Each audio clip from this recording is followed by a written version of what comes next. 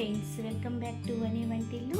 ఈరోజు మనం పనస తొనల్ని గోధుమ పిండితో ఎలా తయారు చేసుకోవాలో చూద్దాం. ఇలా తయారు చేసుకుంటే చాలా క్రిస్పీగా 2 నెలల వరకు కూడా నిల్వ ఉంటాయి.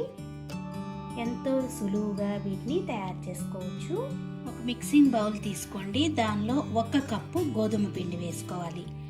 మీకు గోధుమ పిండి వద్దు అనుకుంటే మైదా పిండితో కూడా చేసుకోవచ్చు. ఈ గోధుమ పిండి బదులు కప్పు మైదా పిండి తీసుకోండి. దీనిలో క్రిస్పీగా ఉండటానికి మనకి 1/2 కప్పు బియ్యం పిండి వేసుకోవాలి.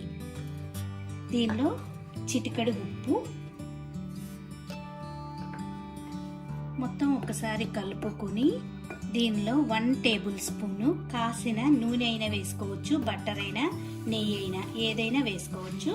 వేడి దానిలో చేయి పెట్టకుండా ముందు స్పూన్తో కలుపుకోండి. ఇలా ఆయిల్ అంతా కూడా పిండికి పట్టించాక దీనిలో కొద్దిగా నీళ్ళను పోసుకుంటూ గట్టి ముద్దలాగా కలుపుకోవాలి.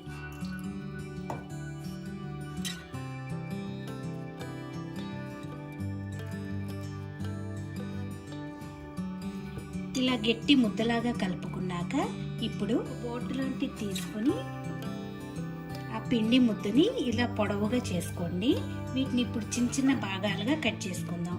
ఇలా కట్ చేసుకోవటం వల్ల మనకి ఈ పనస తొనలు అనేవి అన్నీ కూడా ఒకే సైజులో వస్తాయి. ఇలా కొంచెం చిన్నగా కట్ చేసుకోండి. ఇలా కట్ చేసుకున్న వాటిని రౌండ్గా చిన్న ఉండలుగా చేసుకుని గిన్నెలో వేసుకుని పక్కన పెట్టుకోండి. ఇలా అన్నీ ఉండలుగా చేసుకున్నాక ఇప్పుడు ఒక్కొక్క ఉండని తీసుకుని లాంటిది తీసుకోండి. అడుగున కొంచెం పొడిపిండి వేసుకుని ఈ ఉండని పెట్టుకుని రెక్టాంగులర్ షేప్లో చేసుకోవాలి.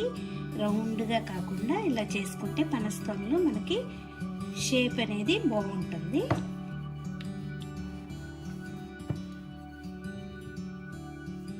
ఇలా తయారు చేసుకున్నాక ఇప్పుడు అంచులు తెగకుండా మధ్యలో వరకే ఇట్లా ఘాట్లు పెట్టుకోవాలి.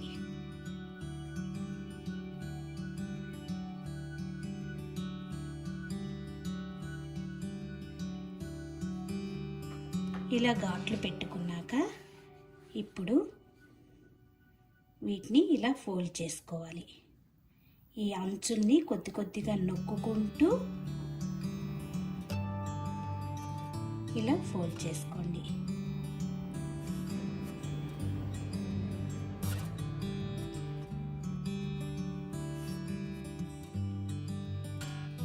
చూసారు కదా, పనస తొన రెడీ అయ్యింది.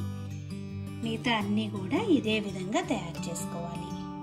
ఇలా అన్నీ రెడీ చేసుకున్నాక ఇప్పుడు ఆన్ చేసుకుని బాండీ పెట్టుకుని డీప్ ఫ్రై కావాల్సినంత ఆయిల్ వేసుకోండి.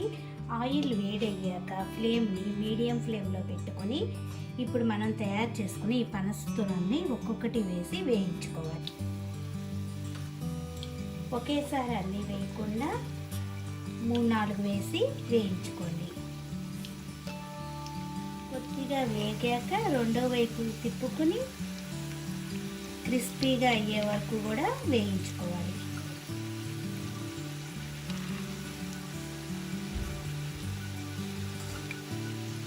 ఇలా ఎర్రగా వేగాక ఒక గరిటెలో తీసుకుందాం. మిగతా అన్నీ కూడా ఇదే విధంగా వేయించుకుని పక్కన పెట్టుకోండి. ఇలా వేగాలి.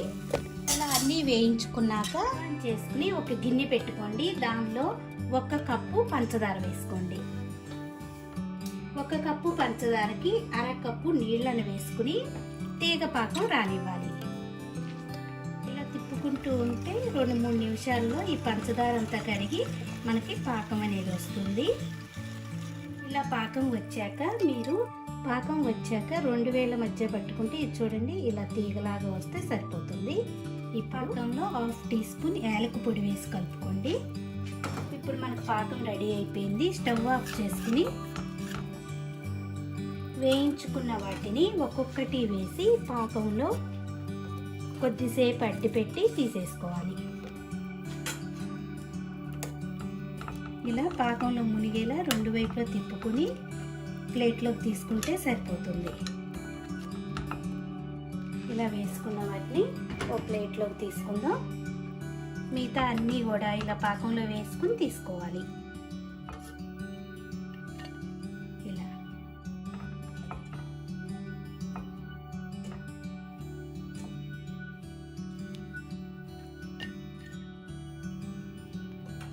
ఇలా అన్నీ తయారు చేసుకున్నాక ఆరిపోయాక మీరు ఒక డబ్బాలో స్టోర్ చేసి పెట్టుకుంటే 2 నెలల వరకు కూడా తినొచ్చు. చాలా టేస్టీగా ఈజీగా తయారు చేసుకునే ఈ స్వీట్ రెసిపీని మీరు కూడా ఒకసారి తప్పకుండా ట్రై చేసి చూడండి. Thank you for watching.